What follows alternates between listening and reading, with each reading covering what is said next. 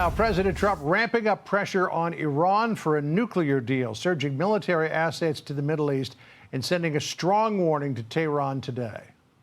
President, how confident are you that our negotiations with Iran will be successful? I think they'll be successful, and if they're not, it's going to be a bad day for Iran. Very bad. Bringing Hugh Hewitt, Fox News contributor and host of the Hugh Hewitt Show. He writes in his latest piece on FoxNews.com that President Trump's next move in Iran could be, quote, the most important decision of his presidency. Hugh, thanks for being with us. Thank you for hanging with us through the president's speech as well. You'd originally been scheduled in our last hour.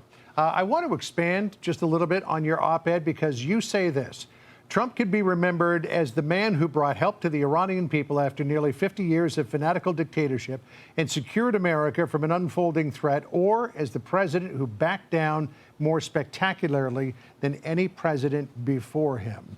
You say that he's got a big choice here. The president has remarked that it's time for new leadership in Iran, but I think there's a real concern about what might fill the power vacuum if the regime were to fall.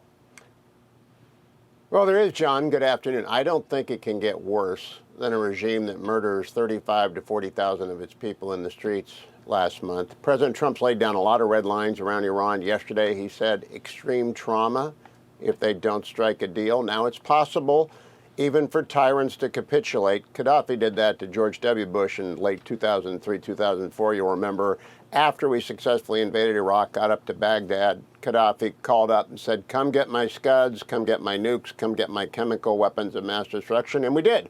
He totally disarmed. He stayed in power for a few more years, but he totally disarmed. So it's possible that the Iranians would capitulate. But yesterday, the president, on the follow-up question, after he said they'll suffer extreme trauma if they don't strike a deal, he was asked, when? He said, oh, a month or so. So I think we've got a time frame now, and the Ford is on its way. It'll take about 1-2 weeks for the Ford to get there, or a few days to get comfortable on station. And that's more firepower than I've seen assembled since 2003 for the invasion of Iraq. Mm-hmm. And I think the president, what he just said down there at Fort Bragg, was just another message to Iran. Our military can go anywhere and get anything done that it wants to. I think he's going to drop the dime on the Iranians unless they totally capitulate to the missiles, abject support of terrorist groups around the world, stop killing your people, and of course, anything left of the nuclear program that was obliterated. They might even be facing the discombobulator, John. Yeah. Well, judging by reports that I've heard out of Venezuela from people who are subject to the discombobulator, that's not something that you want to be subject to.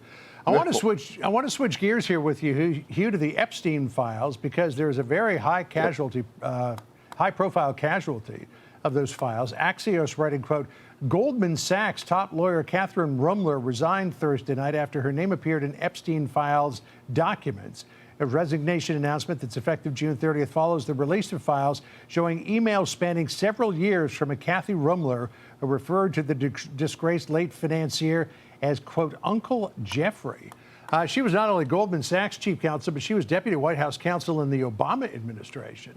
And we think about the Epstein files and casualties, you would presume that it would be men who would be most vulnerable, not a woman. Well, the blast radius from the Epstein files just keeps getting bigger and bigger. Ms. Rumler is very accomplished. Not only was she White House counsel for President Obama, she was a partner at Latham and Watkins. After that, she'd been at Justice and AUSA. Very, very good lawyer. After she left the White House, though, she set up a white-collar criminal defense practice with Latham and Watkins, and Jeffrey Epstein sent her clients. And they developed a working relationship.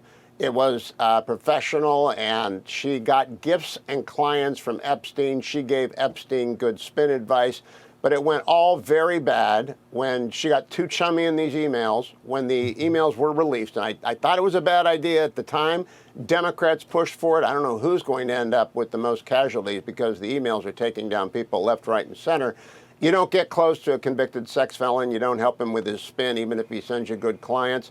So Ms. Rumler is a very fine lawyer who had a very bad set of instincts regarding Mr. Epstein and whether or not she ought to be giving him advice. She wasn't his lawyer, but she gave him advice on how to spin his legal troubles in 2018, 2019, something like that. And finally, she said, for the better interest of Goldman Sachs, she did the right thing. She walked the plank. Always put your client in front of yourself. If you practice law, you know that. But I don't think she's going to be the last to go overboard because those emails are horrible. Right.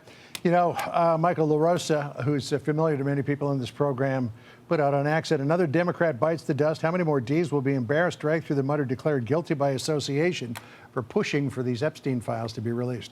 Hugh, great to have you with us. As always, I hope you have a good weekend. We'll see you soon. You too, John. Thanks. Thank you.